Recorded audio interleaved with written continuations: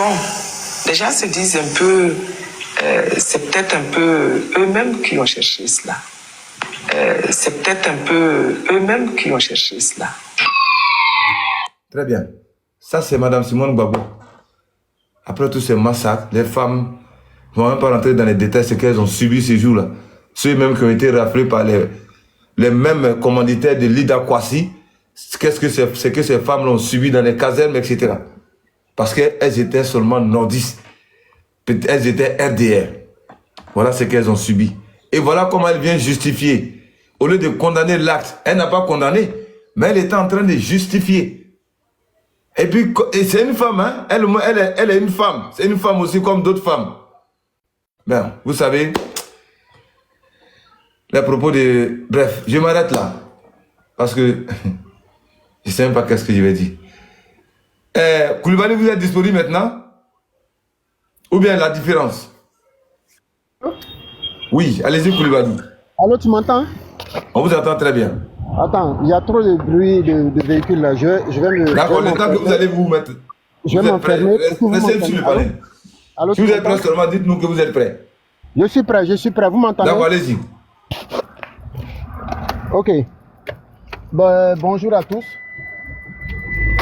Hier, j'ai écouté la vidéo de Lida Kwasi parce que je ne savais pas trop ce qu'il avait fait vraiment, mais quand j'ai écouté la vidéo, je me suis dit qu'ils ont mis vraiment trop de temps à l'arrêter. On aurait dû l'arrêter depuis longtemps. Parce qu'il n'est pas sa première fois. Je pense que c'est la troisième fois ou la quatrième fois que Lida pose de tels actes. Il y a eu même une fois où il avait été arrêté quand Ahmed Bakayoko, père son âme, était vivant. Parce qu'il était à la base d'un coup d'État qui était en préparation et il a même fait des aveux, il s'est excusé, il a demandé pardon, tout ça, il a été libéré. Donc j'ai comme l'impression que ces gens-là croient que le président Ado a peur, peut-être que le régime a peur, voilà pourquoi on les arrête, après on les libère. J'ai l'impression que c'est ce qu'ils se disent en fait, parce que ça se répète et franchement, il faut que le régime durcisse beaucoup plus le ton, parce que ce qui est en train de se préparer est très dangereux, très très très dangereux. Moi, je suis cette politique de la Côte d'Ivoire depuis les années 90. J'ai suivi l'évolution de la politique. J'écoute bien les communications du FPI, à l'époque, aujourd'hui devenu PPACI. Et ces gens sont en train, coûte que coûte, de chercher un affrontement communautaire. À défaut de pouvoir faire un coup d'État, ces gens sont en train d'essayer de pourrir donc l'atmosphère de l'intérieur. Et donc, s'il y a un affrontement communautaire, la situation deviendra incontrôlable. Et donc, ça sera donc l'occasion pour eux d'arriver à leur fin. Donc, c'est ce qu'ils sont en train de faire. Parce qu'en 2010, ce discours ivoiritaire-là, on a vu exactement ce qu'ils en ont fait. Aussi bien dans les médias publics que dans les médias privés, dans les journaux, dans les agoras, les parlements. C'était des invectives, des injures envers les populations du Nord qu'on considère comme des supporters d'Alassane Ouattara et qu'on traite à la fois d'étrangers. Mais ils font exprès. En tenant de tels propos-là, c'est pour gonfler à bloc les gens, c'est pour énerver les gens, pour les pousser donc à l'acte. C'est ce qu'ils font. Et le FPI, même le PDCI, a bâti son pouvoir sur la base de l'ivoirité. Le PDCI et le FPI ont bâti leur pouvoir sur la base de l'ivoirité du tribalisme. Quand vous suivez un peu l'évolution de la politique depuis les années 90, après Houphouët-Boigny, quand Henri Konan Bédié est arrivé, d'abord il est entré, Henri Konan Bédié perd son âme, il est entré par effraction en politique, hein, moi je dirais, parce qu'après le décès de Houphouët-Boigny, il est arrivé avec la gendarmerie à la RTI, il a tenu un discours et à la fin ça a marqué les gens, il a dit « mettez-vous à ma disposition ». Donc sachant très bien qu'il était entré en politique de façon moins élégante, il fallait donc trouver une stratégie pour, n'est-ce pas, redorer le blason, son blason. Et donc, du coup, le cheval de bataille auquel il s'est accroché, c'était de combattre Alassane Ouattara et ses partisans. Donc, c'est de là qu'est venu ce concept d'ivoirité. Et donc, du coup, il a instauré ce concept d'ivoirité. Et donc, toute la communication, tout le pouvoir était basé sur le tribalisme. Il est tombé. Gbagbo Laurent s'est associé au RDR en son temps et Henri Konan Bédié est tombé. Dès qu'Henri Konan Bédié est tombé, Gbagbo s'est séparé du RDR et il a repris le même combat d'ivoirité. Et il a même aggravé, empiré la situation. Parce qu'on a vu les conséquences après. Comment expliquer que des Ivoiriens soient capables d'aller allumer le feu sur un être vivant, soit disant qu'il est étranger, il est rebelle? Mais c'est parce qu'ils ont été gonflés à bloc des années durant avec ce discours sectaire ivoiritaire, xénophobe. On a mis dans la tête des gens que ces étrangers sont venus voler leurs richesses, ces étrangers sont venus voler leurs terres. On a dit beaucoup de choses aux gens pendant des années. Quelqu'un qui n'est pas drogué, quelqu'un qui n'a pas consommé de stupéfiants, comment expliquer qu'il vienne, il ait le courage de brûler quelqu'un vivant? Si ce n'est ce genre de poison-là qu'on a inoculé dans son esprit des années durant. Ils ont même voulu créer une guerre religieuse en allant bon, je ne vais pas prononcer des mots forts, mais en allant supprimer des imams, brûler des mosquées, et tout ça, des commerces. Allez-y à la casse à Djamé, ils ont brûlé des voitures à Djamé parce qu'ils se disent que tout... Je confirme, M. Koulibaly, effectivement. Je me souviens très bien. Ils ont brûlé des véhicules à la casse. En son temps, au lavage, c'est un parc auto. Ils sont allés brûler les véhicules en face de Saint-André. Ils ont brûlé les véhicules de ces personnes-là parce qu'ils se disent que ce sont des partisans du régime. Il y a eu beaucoup de provocations. Tout ça pour qu'on aboutisse à un affrontement communautaire. Pour qu'après, on dise qu'il y a la guerre civile et donc ça allait permettre à Gbagbo de pouvoir continuer son pouvoir. On allait oublier les élections et on allait continuer, donc il allait continuer comme il a continué en 2005. C'était la stratégie, mais fort heureusement, tout ça là, on a réussi donc à maîtriser tout ça. Il y a eu des dégâts, certes, il y a eu 3000 morts, mais quand même, on a réussi à le dégager du pouvoir. Donc voilà donc un peu voilà comment est-ce que ces gens-là sont en train de préparer à nouveau une nouvelle crise. Quand Gbagbo est arrivé de l'AE, qu'est-ce qu'il a dit? Il dit qu'il a été libéré, maintenant il faut qu'on sache qui a fait les 3000 morts.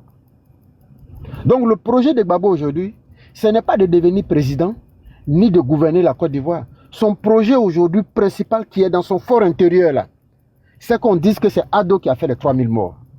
Comme ça, lui, il sera en paix avec lui-même.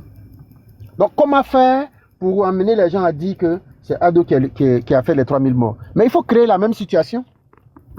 Et comme ce n'est pas Luc Gbagbo qui est au pouvoir et que c'est Ado qui est au pouvoir, donc s'il crée la même situation, on va attribuer donc les conséquences au président actuel et demander qu'il parte à la CPI. Toute l'organisation du PPACI qui est mise en place, c'est d'aboutir à des affrontements communautaires. Sinon, comment comprendre leur discours? Comment comprendre les propos qu'ils tiennent?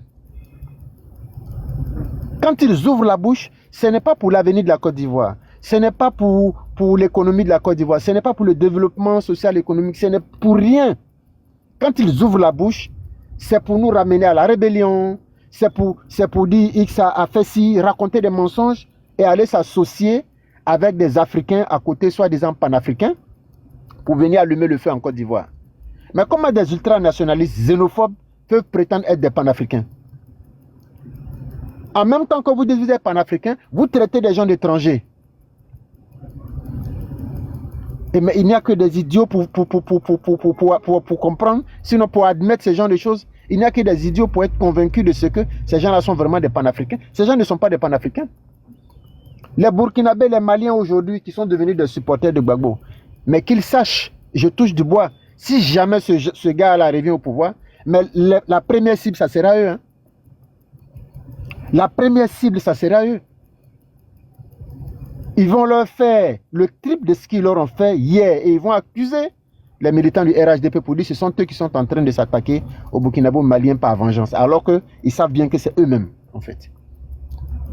C'est de l'hypocrisie.